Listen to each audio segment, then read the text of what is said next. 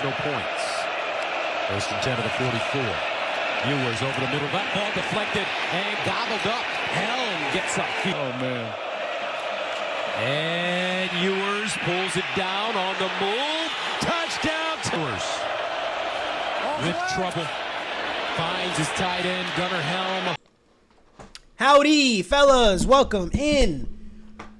Gunnar Helm. I am Miles Thomas, Real Friends of Football, player evaluator, the group. You guys have been asking about mock drafts. I want to be clear about this. I want to be direct. Yes, I'm going to do mock drafts. I'm going to do mock drafts on all 32 teams. I'm going to do mock drafts on all 32 teams, all 7 rounds. I'm going to do all 7 rounds. I'm not going to do that. I'm probably going to do like 3-round, 4-round mock drafts. There's going to be so many mock drafts, but there's a lot of people out there doing mock drafts right now. Field Yates, Renner, Dane Brugler, and just so you guys know, Mike Renner, Dane Brugler, those are my GOATs when it comes to player evaluation. I don't like to do it until the season is done, right? What's the point until the season is done? Of course, you can always do the top 10. Those are pretty much cemented, but still not because of injury, stuff like, I don't know. So mock drafts will be coming, but closer to like the Super Bowl is when probably the first mock draft. And the thing is, with my mock drafts, it's about being right. It's not about me kind of like, oh, I wonder if this could happen. Like, I want to really like, who do the Patriots need? And like really zone in. You know what I mean? Gunnar Helm, 6'5", 250. Once again, if you are new to the channel, my name is Miles. If I do not have a like or a subscription from you, how am I supposed to know I'm doing good? Please like the video. But one thing I always like to mention is this 6'5", 250 ordeal. This is, I mean, this is like, this could be right. Out of all of the heights and weights, I'm like, you know, let's wait till the combine. I think 6'5", 250 does bear well. If anything, he could be 6'6". This guy's pretty big. Pause. And this is another thing I like to know, how often, and I use PFF to show us progressions, how often I use PFF to really use as a guide to show us, hey, go here, look here, hey, look into this, what does this kind of show? And this is a perfect example, and I am a Oklahoma fan, and I hope that really paints a picture for everything. I'm an OU fan. His best game this season was against OU. When I see the 55.3, the 49, and then the 65.2, a first person and or a person that hasn't looked at certain players yet, they're going to be like, oh, he's not that great, or, oh, you know, this looks bad. Gunnar Helm is good. He's a really good tight end. Gunnar Helm, I would say, you know, he's better than a 65.2, you know, for sure.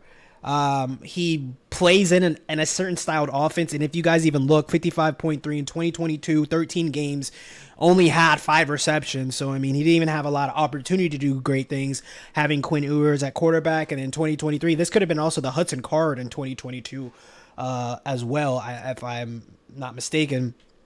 Once again, Quinn Ewers, 14 games, 17 targets, 14 receptions, 192 yards, 2 touchdowns this year, 6 touchdowns, 688 yards, 55 receptions, 14 games played. Guys, in a video I did, I can't remember, I think it was Ted Johnson, I talk a lot about quarterback to wide receiver, quarterback to running back, quarterback to tight end matters. I'm not a huge proponent of what Quinn Ewers could be in the NFL. I do okay. Some might disagree, but I think I do okay with evaluating quarterbacks, even though I am first to tell you I don't know everything about the quarterback evaluation process. But with that being said, I can tell that Gunnar Helm would have a lot more opportunity to be great if he had a more Cam Wardish, a more brave, like, risk taker, like Quinn Ewers, or what Sarkisian's done. And this is my opinion, Texans fans, I know you're going to see this, let me know in the comments. What Steve Sarkisian does for his offense is he allows the scheme to get the players open. He allows his brain to really be painted out there. It's not a lot of, hey, you know, Quinn, I want you to be a playmaker. And I kind of think that's what Gunnar Helm kind of needs. He needs a better playmaker type of quarterback that can really just hone in on, okay, this is my guy. We're going hot on him all day long. Like, this is my guy right now. He needs that kind of quarterback to really, like, show his talents. And so that's why I'm not really buying into the 65.2 grade. So we can go in there like a little skeptical, being like, once again, OU fan, I'm always down to discard anything Texas, but it is what it is. Receiving grade at a 73.4. I think that's fair. I think that's where I kind of have him. Run block grade at a 46.9. I'm very interested to see this tape. I can't remember necessarily what I broke up. It is against Georgia, though. So you guys know it's the first Georgia game. So we got a 42.6. No, yeah. 42. No, it's this one right here. 49.3. So both Georgia games where you're going against the cream of the crop in the edge department, cream of the crop at the linebacker position, cream of the crop at the secondary position. These aren't good grades. Once again, that tells me, hey, this could always be connected to the quarterback. That's why I really don't give a lot of, sorry guys, I have a cramp right here and I cannot get it out. That's why I don't give like 100% stock to PFF in the grading. And once again, it's because there's more to the story, right? There's always more to the story. Let's go ahead and get into the film. 2 drops for the season. We like a guy that can't drop. I think he drops a ball in this game. Let's see. Gunnar Helm. Here we go. Little in this H-back role in the backfield. Once again, for tight ends, what I like with tight ends is that there's a variety of them. There's so many different types to where now if you're just a really good basketball player and you're 6'7", you're more than likely like you have a legitimate opportunity to be like a legit dude in the NFL. But then if you're just a really aggressive Iowa type of dude that you could just block really well, you could like there's a wide spectrum to tight end to where I just like to do you're the painter. Go ahead and paint. Let me just tell you if I like it. That's how tight ends really work with me because there's so many different creative types. Even if we look at this year's group of tight ends, you have a Colston Loveland who is going to have incredible measurables, who's very athletic, very different style of tight end. Not Kobe Fleener, but just kind of that body of a big tall Dallas Goddard-ish is kind of where Colston Loveland is. And then you have a Tyler Warren who is a dude who's like 6'6", and he could do anything and everything. He can run it, he can throw it. And then you have a Harold Fannin Jr., who is just a receiving magnet. He was just phenomenal in the receiving department. And then we got Gunnar Helm. Let's see what he's got. Let's see what he paints. Right here, a little quick. Give me the ball now. Physical. Happy to give the blow. Gets low. I like that. Even though it's a corner here in the slot. I want to block. I need something good. That's on Malachi Starks. Context matters. So here's Gunnar Helm doing okay. I think my corner should have just taken the one-on-one with a corner on the outside there. But, Malachi Starks, he's going to make that play. That's a top 10 dude, more than likely. We'll do the film on him at some point. So here you go. We're backed up against our own red zone. Let's see if we get a run opportunity here. Yeah, head on with his defensive end. Gets pushed back a lot here off that shock. A lot of the times with tight end to defensive end, tight end to, of course, any 3-techs. Like, I'm not looking for you to be a superhero. If anything, I always hate when offenses have tight ends to be involved with blocking these edge dudes. But, I mean, if your guy doesn't make the play, I'm okay with that. You're holding. It didn't get called this time. Be careful in the future, though. That definitely could be a problem in the future. Okay blocking, right? Once again, in line again. All right, good shot, good open, good hips. Gave you time. And we see his confidence even changes, I feel like. I feel like his confidence in blocking changes when it goes from position to position. I just feel like even on the linebacker, safety here, he's just able to kind of just be a lot more in a better position to be successful. Is there a flag? Yes, there is. Jeez Louise. I like that there. I like that from him.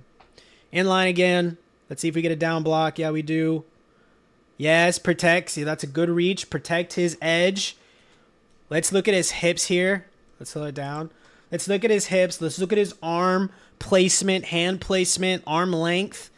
All these things matter. Immediately, great hips, low to the ground, and he gets that reach position. He's able to reach almost instantly, and he has the outside out of bounds and his ass connected right here. And right now, he's just showing strength. Look how low he is. You know, of course, he's getting some help here from our pullers, our guard, and our tackle. But still, just being engaged right here, did his job, able to get this hook up. Running back gets a few extra yards. Really good. Really good by Gunnar there. Really good by Mr. Gunnar. All right. All right. In line right here. Let's see what we got. Here we go. Show me. I'm here at 10 yards. What you got? Good. Body catch. Look at the radius. Let's see if we can get into... So, I mean, one of his gifts can be, Tyler Eifert, number 85, same thing. His size, his radius, his catchability, his dependability. You want to believe it or not, this is a tough catch, right? This is a catch where a lot can happen wrong. I want you guys to see how many ribs you can see in the air.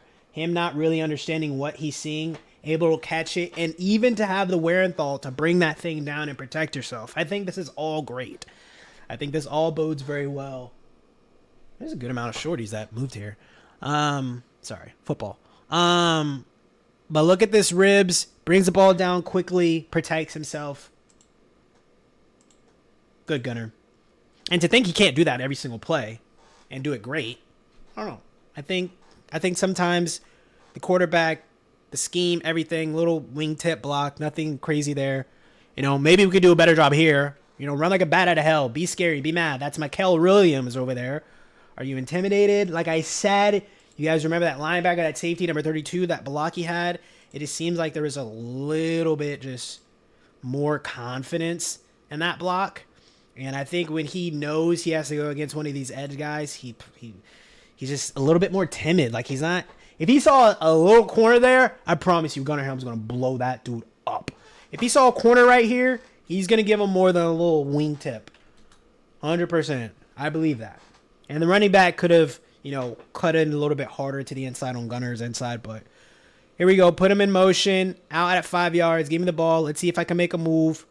And Gunnar, he's an athletic dude. I think if it wasn't against Oklahoma, he's definitely tried against Oklahoma, but he's had a lot of games where he is run after catch, hurdling dudes.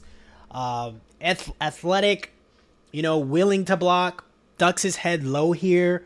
This is poor technique. This may be something that's not coached very well at Texas. I don't know of very many. Hope I don't sound stupid here. Texas wide receivers. I know there's Jatavion Sanders, but history-wise, are like super awesome. I like Gunnar Helm though, but we gotta have better. You're good right here. I see you a little bit more confident here to get to your spot, but you're just lunging. You're falling back. You're not on your heels. You're not on your ass. You're not confident. You're just lunging, kind of hoping your weight and power kind of knocks him back and save you some time. Your hands are hugging him, so this is a hold. They're not to his shoulders, to his pad level. There's nothing that can shift him or change him. It's not terrible because I don't think his guy gets to him, but oh yeah, his guy does get there. It's a creepy hurry, but that's definitely your fault, Gunnar, in so many ways. Yeah, if you're just, because you're confident, you're here, you're in good position, and then it's just lunge. Pray to God you block long enough. There's not confidence there. So that just means you got to be coached to it. That doesn't mean you can't do it. That just means you got to be coached towards it. Mike Tomlin, one thing he says that I love is Some guys run away from coaching. He has a little in route here, does a little juke move, runs up the sideline. We see some speed. Don't run away from coaching. Run to coaching. And so you have the ability for a guy like Gunnar Helm to get the good coaching. So here we go. Once again, little 5-yard in route right here, showing numbers quick. Give me the ball. Boom. Little juke outside, little deep. That's a corner out on the ground right now. That's a little Mark Andrews-esque. That little juke move. In college, you look at his Oklahoma film, he does it all the time. And then right here, a little speed right here. A little stiff arm at the end. I think with Gunnar Helm, a little out route, good. I mean, this is a solid route. I mean, let's talk about that. Stupid thing. I mean, let's just talk about how this is just a solid rep. I was about to say, Gunnar Helm, it's going to be really important what his measurables purely are at combine, what his times are, what his speed is, vertical, how athletic he looks, gauntlets, just how much, because a lot of with these gonky type of tight ends, we got to know how much of their body they have control of, because it could be so much body, but how much control do you have, aka how coordinated are you? But with Gunnar Helm right here, you're showing me a lot. You're showing me an ability to, at a 6'5" frame, shoot out at 5 yards, plant down, turn outwardly, good hips, catching while running, turning up here. That turn up could have been a little bit more clean, but still, I mean, let's look at it. Runs at 5. Shows it like it's a hitch. Has this linebacker come down a little bit. Boom. I'm out here. Boom. Fumbles. What the hell? Was that even a catch? What is it? Ball 3rd down. No, he didn't even catch that. Gunnar. You got to catch those. I didn't even see that, guys. You got to catch those. Outside release. Little comeback-ish. We're going up. Jump ball. I can work with that. This is what I am talking about. Damn that 65.2 whatever PFF grade. You could do this once. You could do this again. Even the route before. That was a great route. He didn't securely bring it in. Good job, defender. And you can mentally come back with an outside release. The ball is probably not going to go your way because Quinn is not looking at him at all. We got mayday. So it's just, hey, Quinn, throw it up. Play make. This is a playmaker attribute right now that Quinn usually doesn't, show. But look what happens when he says, oh, okay, I got to make a play. Gunnar Helm, boom. Jump ball, highest point, mossed. How you doing? This is beautiful. Like I said, guys, I think Gunnar Helm is a playmaking style tight end. He's like a Trey McBride, for a Kyler Murray. He could be cool in Cincinnati. He needs a guy that can trust him. He needs a guy that can extend the play. Let's see him in Chicago.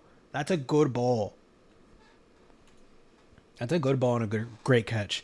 And Quinn doesn't suck. This is not about Quinn, but Quinn doesn't suck. He's not a crazy playmaker.